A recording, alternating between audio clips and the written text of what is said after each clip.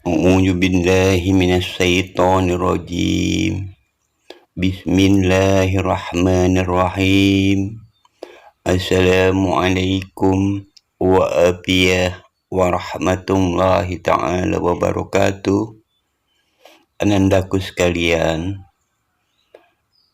mungkin kalau Babe berkisah tentang pertemuan-pertemuan Babe pada leluhur-leluhur bangsa, atau mungkin agak bingung ya. Ini di sini sedikit Babe mengungkap atau mengurai sedikit ya, bahwa yang namanya manusia itu terdiri dari ruh, jasad, dan jiwa. Apabila manusia sudah meninggal, jasadnya kembali ke dalam tanah, ruhnya itu menanti di alam barzah. Sementara jiwa-jiwa ini terbagi ya.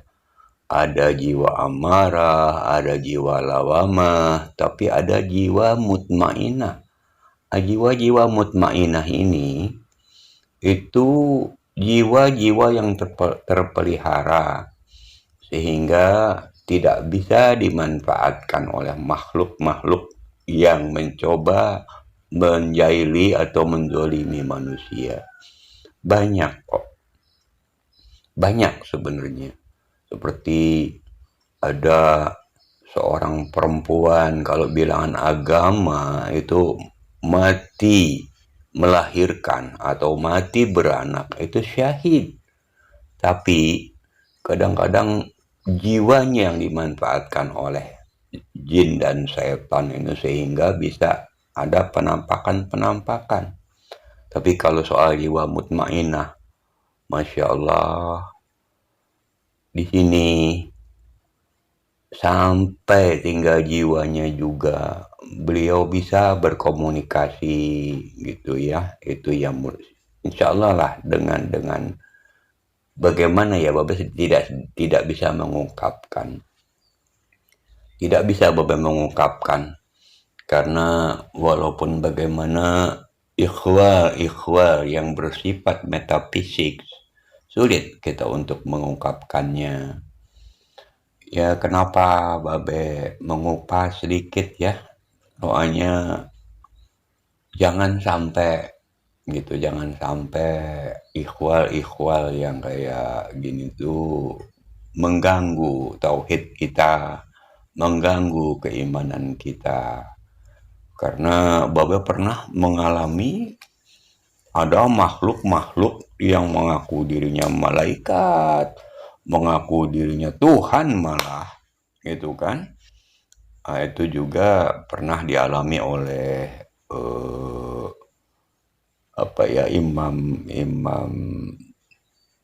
Imam Bukhari atau Syekh Abdul Qadir Jailani. Syekh Abdul Qadir Jailani pernah ada penampakan satu makhluk di angkasa yang mengganggu Syekh Abdul Qadir Jailani. Makhluk itu mengaku Tuhan, gitu kan, sampai makhluk itu ngomong, Abdul Qadir Jailani, sudah bagus seluruh amalan kamu, sudah aku terima dan kamu akan masuk surga. Maka mulai saat ini yang haram aku halalkan untuk kamu. Gitu ya. Jadi itulah. Jadi kita harus bisa memilah dan memilih ya. Sementara kan sandaran Babe ini para alim ulama, para aulia gitu ya. Cuma sudah sekarang sedikit Babe mau menyampaikan satu hal yang boleh dibilang Babe itu mendapatkan amanah. Kalau dibilang amanah ya amanah lah, gitu ya. Jadi dalam satu hari Babe itu, dalam satu saat ya, suatu waktu Babe sedang muhasabah, sedang menghisap diri, sedang merenung gitu ya.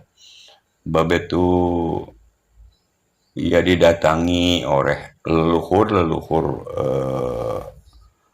jiwa-jiwa leluhur bangsa Indonesia.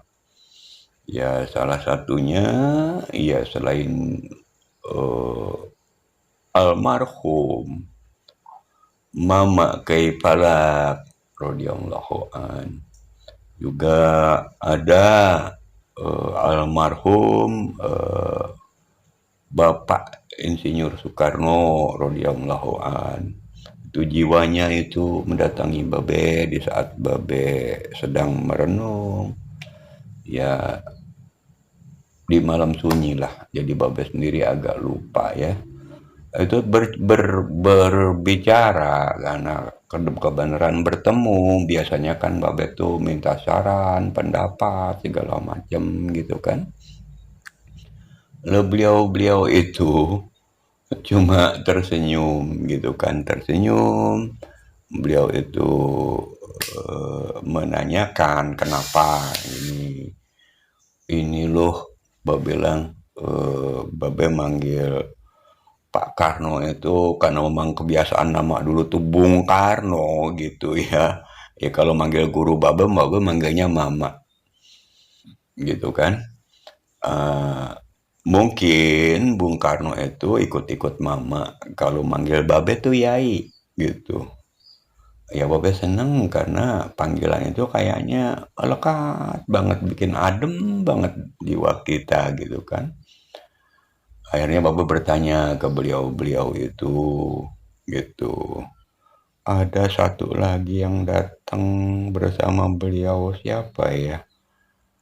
Jiwanya Ki Supa deh radhiyallahu an. Iya, Babe lupa karena memang beberapa kali waktu pas tahun 78 akhir juga enggak 78 ya 78 itu masih biasa-biasa, tapi setelah tahun 80 gitu ya itu agak khawatir dari gaya bicaranya. Beliau itu khawatir tentang bangsa ini, tentang negara ini gitu. Ya akhirnya kan pertanyaan-pertanyaan Babe yang menggayut selama itu Babe ajukan kepada beliau tuh. Terus beliau cuma senyum aja gitu kan. Pertanyaan Babe ini sebenarnya Babe tuh sering merenung tentang keadaan bangsa, keadaan negara gitu kan, yang berkaitan dengan para penyelenggara negara, yang berkaitan dengan yang menyangkut bidang-bidang hukum yang berkaitan dengan keadilan gitu. Beliau tuh karena memang bukan tugasnya Mama atau Ki Supa, langsung Bung Karno yang menjelaskan. Sebenarnya beliau sendiri itu beliau berkata beliau tuh sebenarnya kurang enak dengan rekan-rekan yang insya Allah juga mempunyai jiwa mutmainah. Karena kalau kita berpikir kan dengan seksama sudah pasti gitu ya, yang namanya setelah Indonesia itu diproklamirkan, sudah pasti yang namanya negara ini perlu aturan-aturan gitu kan, yang sifatnya bijak, yang sifatnya universal gitu kan. Beliau itu kalau kita telah dengan seksama gitu ya, beliau itu bukan orang-orang bodoh. Malah kalau dibilang itu Masya Allah, kepandaian beliau itu luar biasa. Nggak ada apa-apanya kayaknya manusia-manusia sekarang ini kalau dibandingkan dengan kepandaian beliau. Jadi itulah yang membuat Babe salut dan membuat Babe tuh sangat ingin seperti beliau gitu kan. Babe lanjutkan tentang jawaban Bung Karno, tentang jawaban jiwa Bung Karno. Jadi dia bilang terakhir ya, itu di 2022 sudah awal nih. Waktu pertemuan Babe terakhir, tetap dia bilang bahwa aku sendiri itu nggak merasa kurang nyaman terhadap rekan-rekanku seperjuangan yang ikut merumuskan aturan ya seperti Pancasila gitu ya, Pancasila dan Undang-Undang Dasar 45. Ini dirubah-rubah. Pancasila dirubah, Undang-Undang Dasar 45 diamandemen. Sementara ada peraturan-peraturan yang boleh dibilang, waduh nggak. Jadi beliau sendiri ngomong, beliau itu tentang peraturan-peraturan yang sekarang bukan tanggung jawab beliau. Gitu. Jadi kalau kita lihat deh, kalau kita berpikir, kita telaah, ini keadaan bangsa ini kayak begini, apa enggak mungkin bangsa kita ini kualat sama leluhur-leluhur pendiri bangsa Indonesia. Gitu kan? Ya sebenarnya kalau kita lihat yang namanya Undang-Undang Dasar 45 diamandemen, diganti beberapa banyak, tapi tetap dinamain dengan Undang-Undang Dasar 1945. Kalau menurut Babe, waduh, nggak layak atau nggak logis lah. Udah dirubah tapi namanya tetap Undang-Undang Dasar 1945, gitu kan? Begitu juga Pancasila, sudah dirubah juga. Ya mungkin perubahannya itu nggak kelihatan sekali ya, tapi alhamdulillah Babe diberikan petunjuk. Makanya beliau bilang itu nggak aneh sebenarnya gitu kan. Kenapa nggak anehnya? Sebenarnya seharusnya tuh orang-orang yang sekarang ini apalagi dia duduk dan makan gaji gitu kan di BPIP. Jadi Badan Pembinaan Ideologi Pancasila. Lah, sekarang kalau Bapak bingung, berarti kan mereka itu pakar-pakar Pancasila yang luar biasa. Gitu kan? Pakar-pakar Pancasila yang luar biasa seharusnya. Itu tahu persis, bukan cuma cara pengamalan Pancasila. Pancasila dirubah pun beliau-beliau itu tahu persis seharusnya. Orang-orang yang duduk di BPIP ini harusnya tahu persis. Nah kalau memang nggak tahu, bagaimana mau ngajarin orang dirinya sendiri tidak mengamalkan Pancasila? Ya sebenarnya Bapak mau terbuka ya. Bapak mau terbuka sebenarnya. Ya cuman kan Bapak bingung sama siapa Bapak menyampaikan yang harus dibenahin ini. Karena terus terang aja, kalau buat paham Babe, kalau manusia sudah gila jabatan, gila pangkat, otomatis gila kekayaan dan gila kekuasaan. Ya nggak mungkin lah Babe kalau umpamanya harus nyampein ke orang-orang gila, gitu kan? Ya gila lah.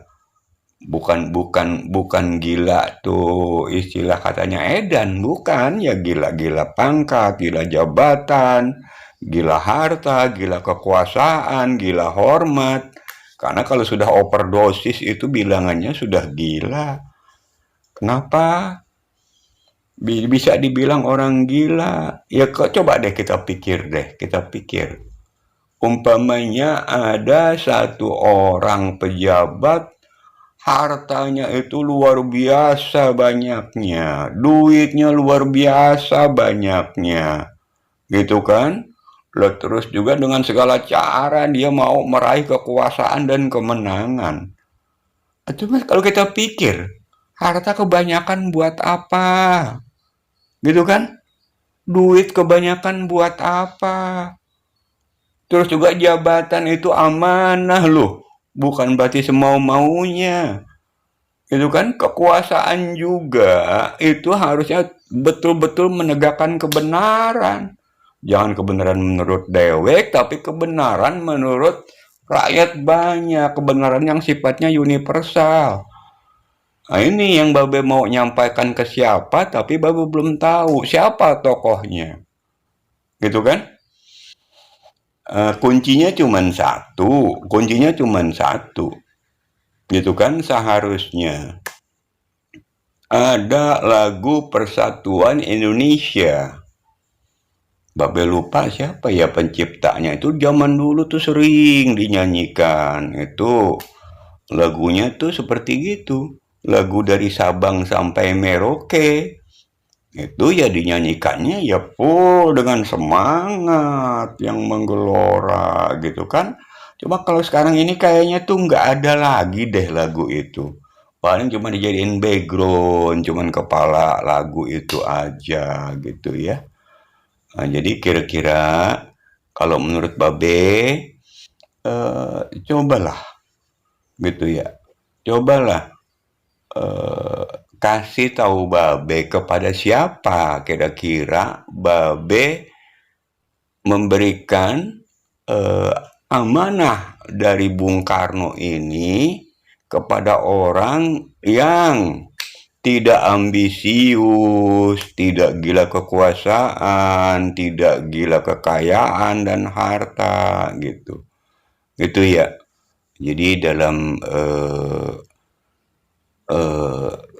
konten kali ini ya Babe itu ya boleh dihubungi atau kalau mau datang ke Babe atau kalau mau mau apa Babe harus ketemu siapa, kontak Babe itu nomor HP Babe itu ada WA-nya juga ya. Itu nomornya 0858